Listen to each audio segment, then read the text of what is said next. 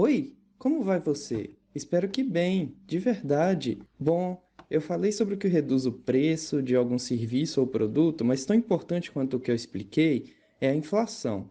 Então, hoje o vídeo é sobre inflação. Bom, como eu sempre gosto de fazer, e eu acho bem necessário, puxar um pouco para a história. No Brasil, bem como quase todos os países em algum momento, tivemos um grande problema com a inflação. A taxa chegou a bater 2000% ao ano. A inflação no Brasil ela começou a ser medida em 1980. E entre 1980 e 1994, que foi quando foi implantado o Plano Real, o índice acumulado, ou seja, se pegar do primeiro mês de 1980 e do último mês de 1994, foi um total de 13 trilhões 342 bilhões 336 milhões 717 mil%. Isso porque é basicamente juros compostos, né? Os 95% vão servir de base para os outros 100% dos anos de 81 e 82, por exemplo. Atualmente, como a gente pode ver, a inflação está mais controlada. 3%, quase 4%, 4 e um pouco,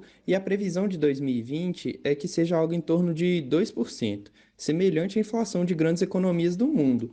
Como a gente pode ver nesses gráficos aqui, as duas maiores economias do mundo atualmente, que são os Estados Unidos e a China, primeiro os Estados Unidos, que começou a medir bem antes, lá em 55, a gente pode ver que eles já tiveram inflação em torno de 14% ao ano. Porém, normalmente é em torno dos 2%. A China, em 94, que foi quando começou a medir, ela chegou a ter ali por volta de 24, chegando ao máximo ali de 27% ao ano. Então, mesmo as duas maiores economias já tiveram algum problema histórico com a inflação, não como o Brasil. A gente viu que a inflação varia muito, entendemos que quanto maior a economia, a tendência é que a inflação seja menor e também que o Brasil já teve muitos problemas com isso. Mas o que é a inflação? Bom, a inflação é um nome dado ao aumento de preços, produtos e serviços. Para medir a inflação, é feita mais ou menos uma média dos preços dos produtos em comparação com o ano anterior. Para exemplificar, imagina que no ano passado, em maio, 1 quilo de café era R$ 10. Esse ano, também em maio, 1 quilo de café é R$ 10,30. Portanto, teve um aumento de 3%.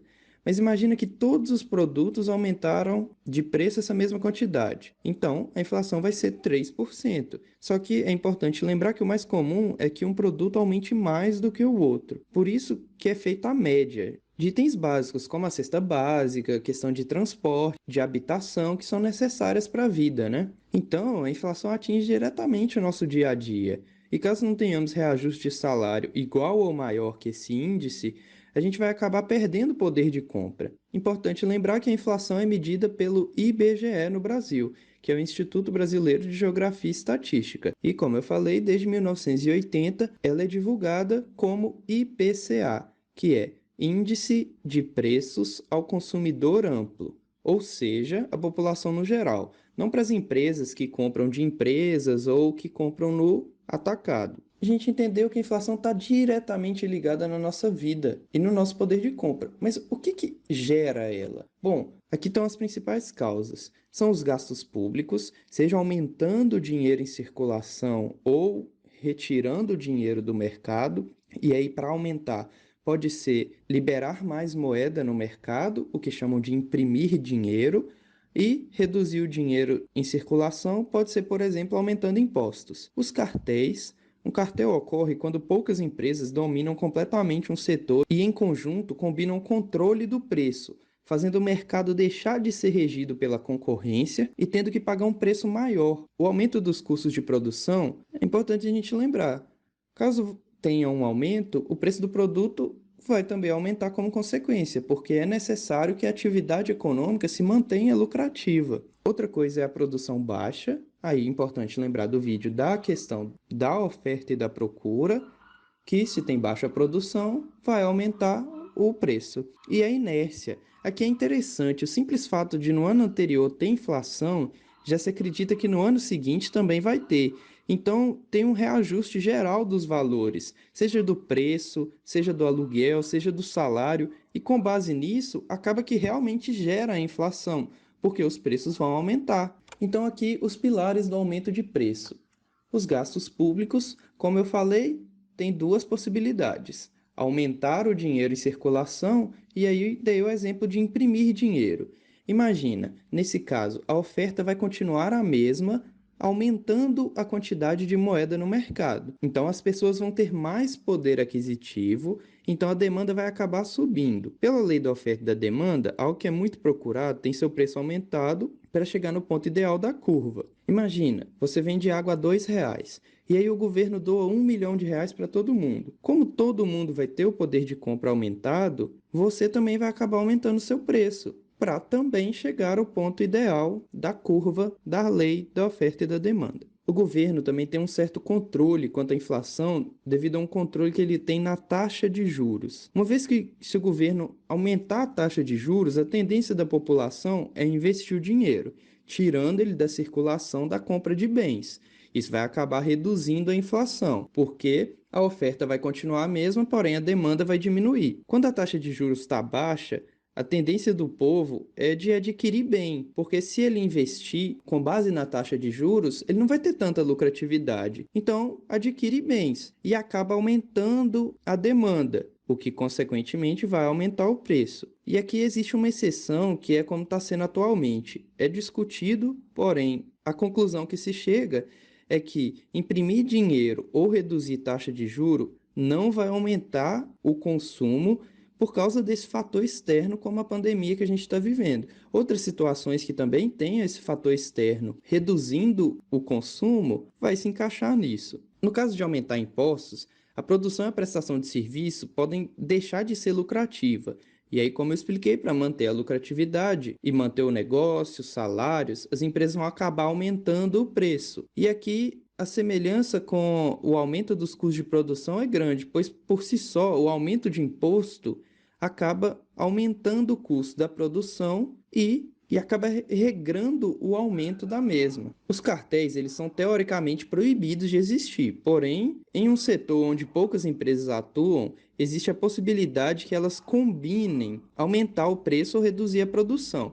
É inclusive o que está acontecendo agora com o petróleo. Dos custos de produção, eu expliquei, mas não só a questão de aumento de impostos.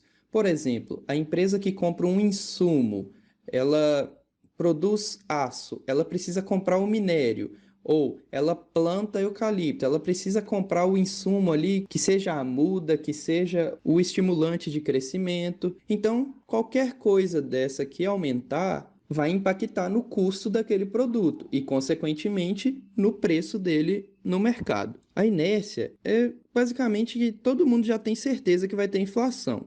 Então, os preços vão aumentar no geral, tanto de aluguel, de bens e de consumo, e aí os trabalhadores vão reivindicar que haja aumento de salário para não perder o poder de compra. E isso tudo ocorre antecipadamente. E aí acaba como os preços aumentam no mercado, a inflação aumenta. E aqui o último pilar, a produção baixa. Como eu citei o exemplo da compra de insumos ficar mais cara, lembrar que pode ser que, por exemplo, a safra não esteja boa para um grão como a soja, e aí vai acabar reduzindo a produção mesmo contra a vontade do produtor, e, consequentemente, o preço vai aumentar. Isso, em escala geral, vai gerar o aumento da inflação também.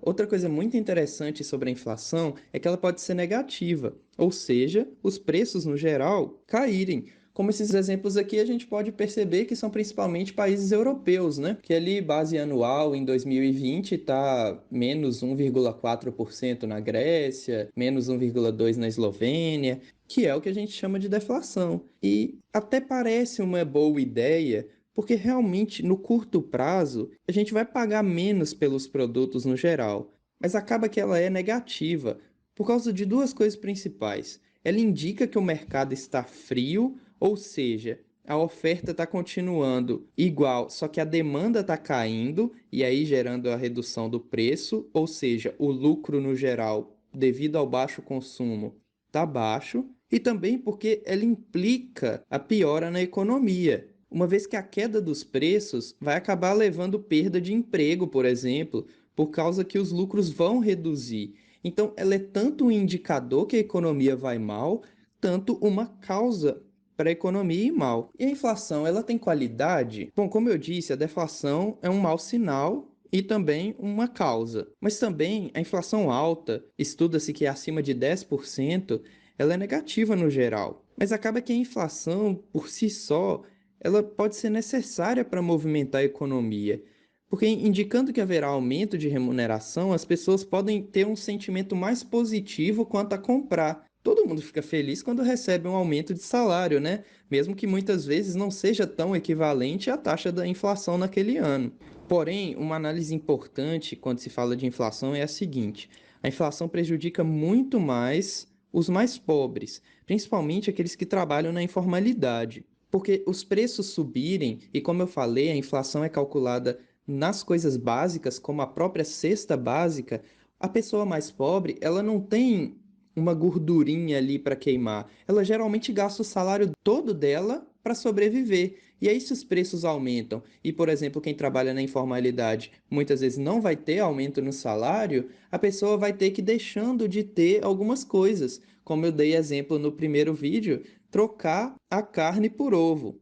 E existe algumas pessoas que defendem algumas práticas que aumentam a inflação como forma de melhorar a vida dos habitantes no país. Porém, a gente tem que lembrar disso. A inflação é pior para os mais pobres. Então, você defender uma prática que aumenta a inflação para ajudar os mais pobres, ao mesmo tempo que você está ajudando, você está prejudicando. Já para a classe média, a pessoa consegue reduzir um pouco os gastos à medida que os preços aumentam, porque não ganha só o suficiente para sobreviver, tem certo luxo de uma coisa a mais. E por último, uma coisa muito importante no mercado, porque é bastante debatido, mesmo economistas que estudaram isso têm uma visão meio equivocada, que é sobre a desvalorização da moeda.